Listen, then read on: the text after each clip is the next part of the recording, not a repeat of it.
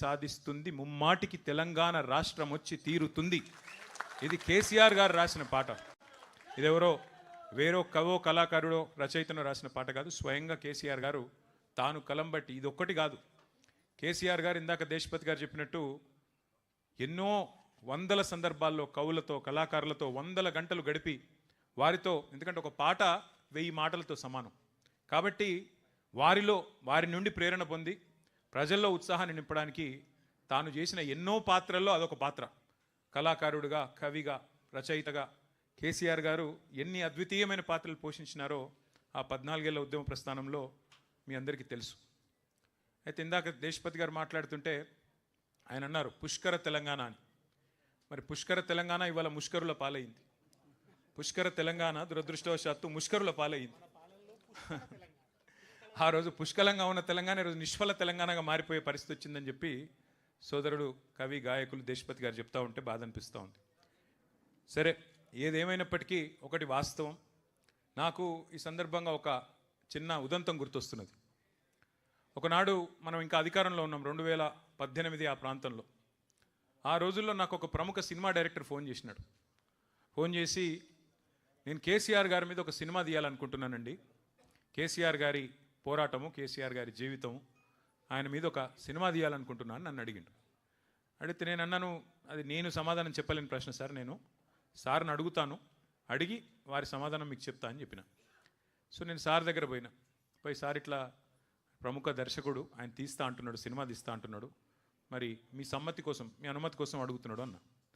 Sir ఏమన్నాడంటే, అరే ఇప్పుడే కాళేశ్వరం పూర్తవుతుంది, ఇంకొక సంవత్సరం అయితే అయినాక చేద్దాము, తొందరొద్దు, సంవత్సరంన్నర అయితే అయిపోతుంది, బాగుంటుంది.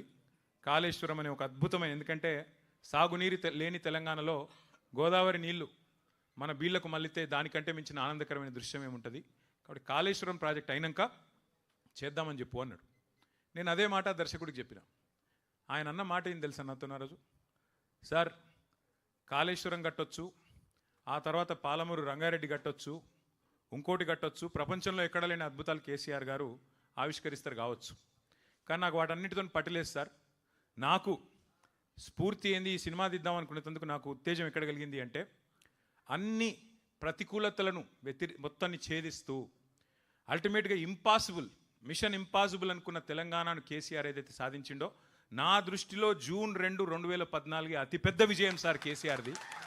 ఇక ఆ తర్వాత ఆయన ఏం చేసినా, ఎన్ని చేసినా నాకు అది పెద్ద ముచ్చట కాదు సార్ అన్నాడు. ఇంకా ఆ మాట అంటూ ఇంకొక మాట అన్నాడు ఆయన, కేసీఆర్ అనే 3 అక్షరాల ముందు సీఎం అనేది చాలా చిన్నది సార్, చాలా చిన్న పదవి అది, కేసీఆర్ అనే 3 అక్షరాలు లేకుంటే ఇలా తెలంగాణ ఎక్కడిస్తారు అన్నాడు. నేను ఇదే మాట కేసీఆర్ గారికి చెప్పిన. చెప్తే ఆయన నిజంగానే ఆశ్చర్యపోయాడు. నిజంగా మాట అన్నాడా అన్నాడు. అవును సార్ అట్లే అన్నాడని చెప్పిన. అంటే ఇవాళ ఆయన మన మధ్యలో ఉన్నారు, లివింగ్ లెజెండ్ కేసీఆర్ గారు.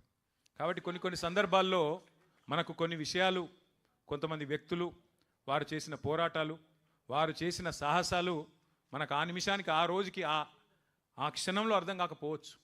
ఎందుకంటే మనం బండి నడుపుకుంటూ పోయేటప్పుడు వెనకాల రియర్ వ్యూ మిర్రర్ చూస్తే అన్నీ మంచిగానే కనబడతాయి, సాఫ్ కనబడతాయి.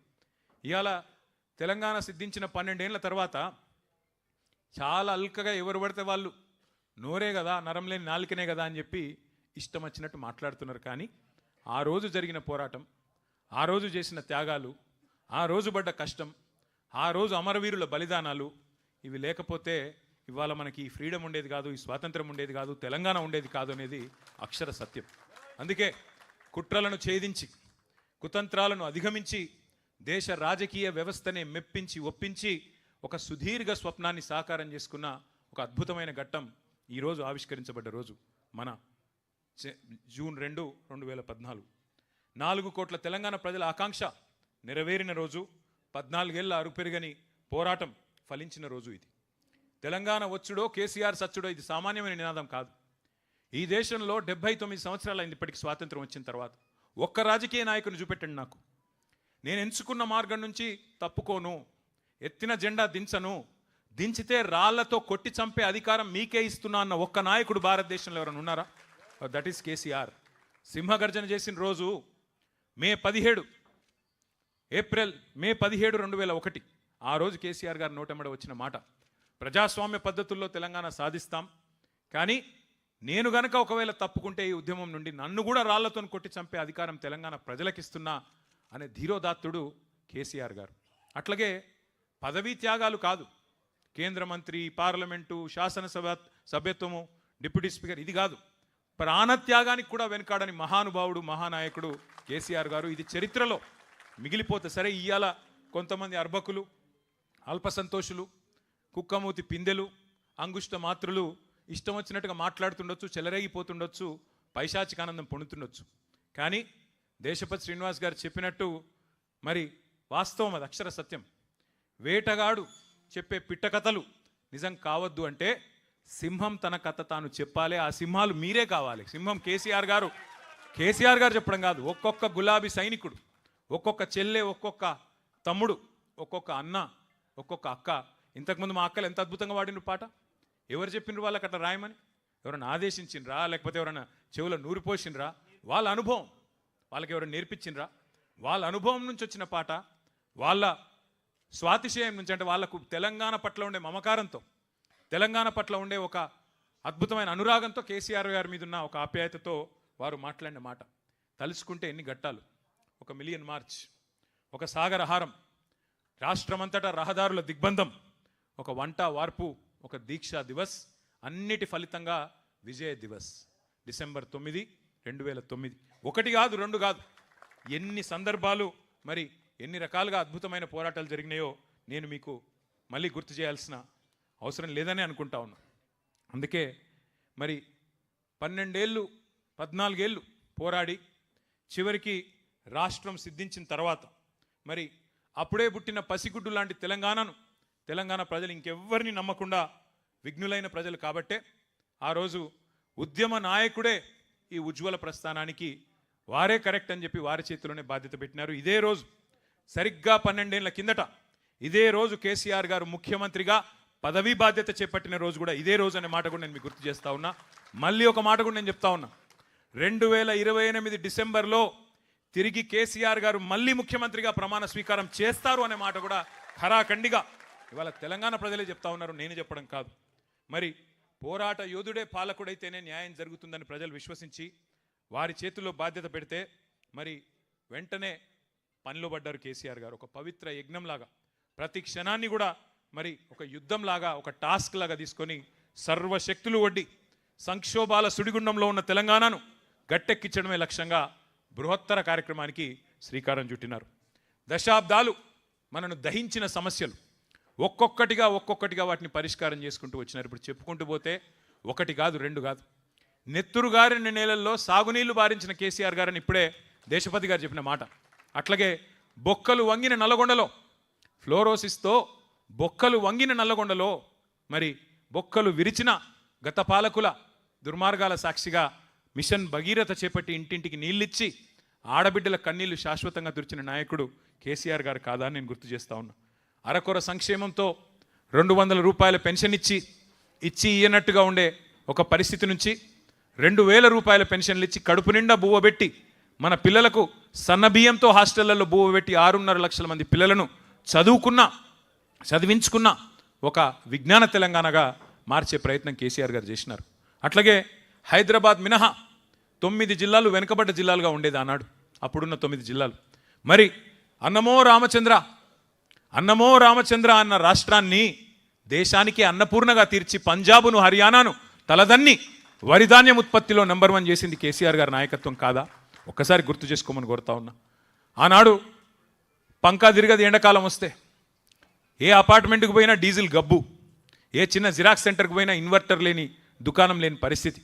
అట్లాంటి పరిస్థితి నుంచి 24 గంటల కరెంటు ప్రతి వర్గానికి, రైతులతో సహా ప్రతి వర్గానికి ఇచ్చిన ఒకే ఒక్క నాయకుడు భారతదేశంలో, ఉచితంగా వ్యవసాయానికి 24 గంటల విద్యుత్ ఇచ్చిన నాయకుడు కేసీఆర్ గారు కాదా? ఒక్కసారి గుర్తు చేసుకోండి.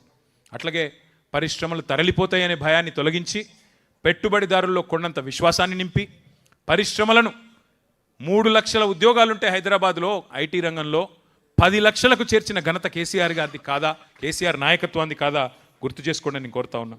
మరి నీళ్లు, నిధులు, నియామకాలు ఈ శీర్షికన మన పోరాటం ఏదైతే జరిగిందో దాన్ని ఆలంబనగా చేసుకునే మన పాలన సాగింది.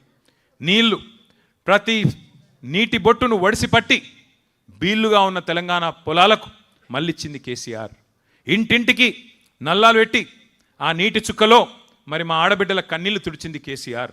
అట్లాగే నిధుల విషయంలో మన ప్రాంతంలో ఉత్పత్తి అయ్యే సంపద ఇక్కడే ఖర్చు అవుతుంది అని చెప్పి ఆనాడు నినదించి ఉద్యమం చేసి అల్టిమేట్గా రాష్ట్రం సిద్ధించిన తర్వాత తలసరి ఆదాయంలో కర్ణాటకను, గుజరాత్ను, మహారాష్ట్రను అన్నిటినీ తలదాన్ని అగ్రభాగాన భారతదేశంలో నెంబర్ 1 స్టేట్ తలసరి ఆదాయంలో చేసింది కేసీఆర్. అట్లాగే నియామకాల విషయానికి వస్తే ఇవాళ మాట్లాడుతున్న అర్భకులకు నేను చెప్పదలుచుకున్నా, 10 ఏళ్లలో 1,65,000 ఉద్యోగాల భర్తీతో పాటు 2.32 లక్షల ఉద్యోగాల భర్తీకి రంగం సిద్ధం చేసిండు కేసీఆర్. భారతదేశంలో ఎక్కడ ఇంత పెద్ద ఎత్తున మరి ఆనాడు నియామకాలు జరగలేదు. అట్లాగే ఒక వర్గం కాదు, సబ్బండ వర్గాలు బీసీ, ఎస్సీ, ఎస్టీ, మైనారిటీ, అగ్రవర్ణాల్లో ఉండే పేదలు అందరి జీవితాల్లో వెలుగులు నింపే ప్రయత్నం చేసింది కేసీఆర్.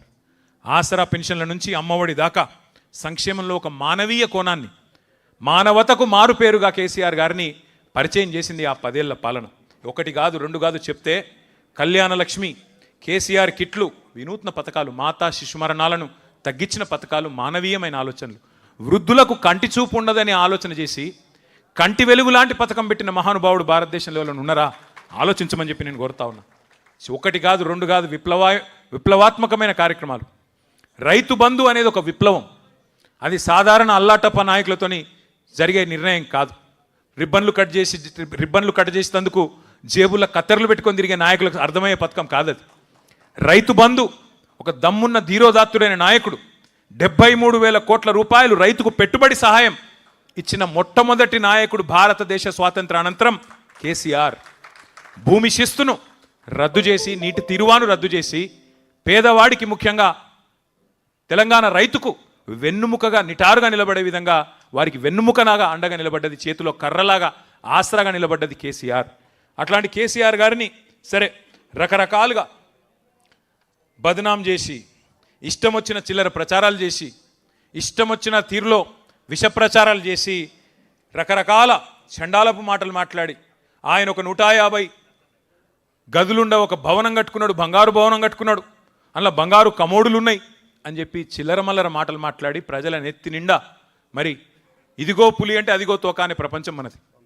ఏంది అనేది కూడా ఆలోచన లేకుండా మరి నెత్తి నిండా ఇట్లాంటి అబద్ధాలతో, యూట్యూబ్ ప్రచారాలతో విషం నింపి అబద్ధాలు చెప్పి చివరికి అవే అబద్ధాలను డిక్లరేషన్ల రూపంలో, అవే అబద్ధాలను 420 హామీల రూపంలో అడ్డమైన మాటలన్నీ చెప్పి చివరికి మరి గద్దెనెక్కింది కాంగ్రెస్ పార్టీ, కాంగ్రెస్ ప్రభుత్వం. అబద్ధాలు, అభూత కల్పనలు, విష ప్రచారాలతో తెలంగాణ రాజకీయాలను కలుషితం చేసింది కాంగ్రెస్ పార్టీ. దేశమంతా వదిలించుకున్న దరిద్రం కాంగ్రెస్. ఆ దరిద్రాన్ని తెచ్చి తిరిగి ఈ విష ప్రచారాల వల్ల నెత్తిన రుద్దుకున్నారు పాపం అమాయకులైన మన సోదరులు సోదరిమణులు. కానీ ఒకటి మాత్రం గుర్తుపెట్టుకోండి, 14లో మనం ఒంటరిగానే గెలిచినాం, 18లో ఒంటరిగానే గెలిచినాం, 23లో ఓటమి పాలైనా స్వల్ప తేడాతో. ఆడికి 3వ వంతు సీట్లు మనకే వచ్చినాయి, 39 సీట్లు వచ్చినాయి, 37% ఓట్లు వచ్చినాయి. కాంగ్రెస్ ఇన్ని ప్రచారాలు చేస్తే కూడా వాళ్ళు గెలిచింది 1.8% తేడాతో మాత్రమే. రాష్ట్ర వ్యాప్తంగా చూస్తే 4 లక్షల ఓట్ల తేడాతో మాత్రమే. అంటే 3వసారి కూడా కేసీఆర్ గారు గెలిచే పరిస్థితి ఉండే. కానీ ఈ విష ప్రచారాల వల్ల మనం కూడా కొంత నిర్లిప్తంగా ఉండడం వల్లనే వారు ఆనాడు ఓటమి పాలయ్యారు. సరే, దానికేం బాధ లేదు. అధికారం ఎవరికి శాశ్వతం కాదు. అది మనం అధికారంలో ఉన్నప్పుడే చెప్పిన మాట. గెలిస్తే పొంగిపోయేది లేదు, ఓడిపోతే కుంగిపోయేది లేదు. ఇది కేసీఆర్ గారు మాకు ఎప్పుడు చెప్పే మాట. కానీ ఇవాళ బాధ ఎక్కడ అనిపిస్తున్నది అంటే, అడ్డదారిలో అధికారంలోకి వచ్చిన అడ్డగాడిద కాంగ్రెసు ఇవాళ తెలంగాణను మళ్ళీ ఒక 25 ఏళ్ళు వెనుకకు నెట్టే పరిస్థితి తీసుకొని వచ్చింది రేవంత్ రెడ్డి నాయకత్వంలో. గ్యారంటీల గారడీల